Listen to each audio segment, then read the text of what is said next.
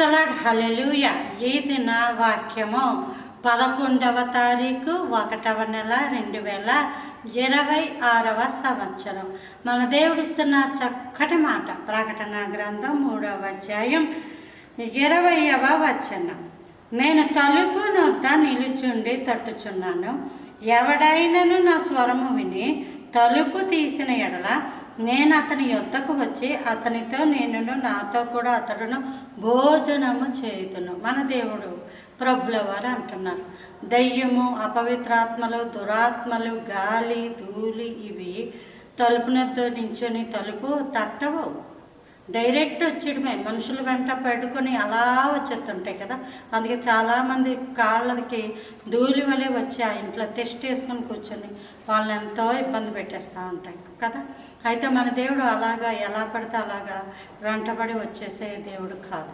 ఆయన తలుపు దగ్గర అంటే హృదయం అనే తలుపు దగ్గర నిలువబడి తట్టుచున్నాడు. అదేంటండి, దేవుడు ఎలా నించుంటారండి ఇక్కడ అంటే వాక్యము ద్వారా, పాట ద్వారా, స్తుతుల ద్వారా, ప్రార్థన ద్వారా, మంచి మాట ద్వారా ఆయన ఆ మాట విన్నప్పుడు, ప్రభువుల వారి మాట విన్నప్పుడు నీ హృదయం వెంటనే ప్రేరేపించబడి నాతో ఎవరో మాట్లాడుతున్నారు, నా దేవుడు నాతో మాట్లాడుతున్నాడు అని నీలో వెంటనే ఒప్పుకోలు వచ్చేస్తుంది.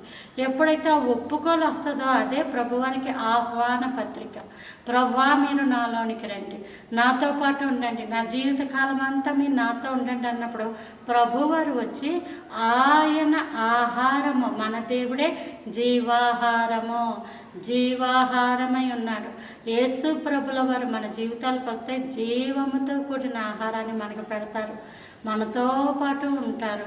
భోజనము అన్నది సహవాసముతో లెక్క. చూడండి, పెళ్లి సంబంధాల విషయంలో అన్ని మాటలు అయ్యాక అప్పుడు భోజనాలకు కూర్చుంటారు. ఎందుకంటే ముందుగా భోజనము చెయ్యరు. ఎందుకంటే ఒప్పందాలు, నిబంధనలు అన్నీ అయిన తర్వాత అప్పుడు ప్రేమ విందు ఉంటుంది. ఆ ప్రేమ విందులో అప్పుడు వాళ్ళు చేతులు పెట్టుకుని తింటారు.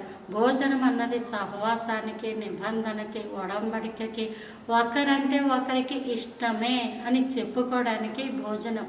అలాగే ప్రభుల వారు మన జీవితంలోనికి వచ్చేటప్పుడు ప్రభుల వారికి నీ మీద, నీ ప్రవర్తన మీద, తలంపుల మీద, ప్రతి వాటి మీద సర్వాధికారం ఇచ్చినప్పుడు ప్రభుల వారు నీ జీవితాన్ని ఆశ్చర్యరీతిగా మారుస్తారు. ఒక హాస్పిటల్కి వెళ్ళామనుకోండి, డాక్టర్ గారికి నీ రోగం మీద సర్వాధికారం ఇవ్వాలి. ఏ మందులు వేసుకుంటే తగ్గాలి, ఎలాగ ఇంజక్షన్ చేయాలి, ఏంటి అన్నవి ఆ బ్లడ్ రిపోర్ట్ తీసిన ఆ స్కానింగ్లు, ఎక్స్రేలు ఇవన్నీ కూడా తీయడానికి మనం అవకాశం ఇస్తేనే ఈ బాడీ వాళ్ళు శరీరాన్ని పరిశీలన చేసి అసలు జబ్బు ఏంటి, ఎక్కడుంది, ఎలా వచ్చింది, ఏం వాడాలి, ఏంటి పొజిషన్ ఏంటి అన్నవన్నీ అర్థమైపోతాయి.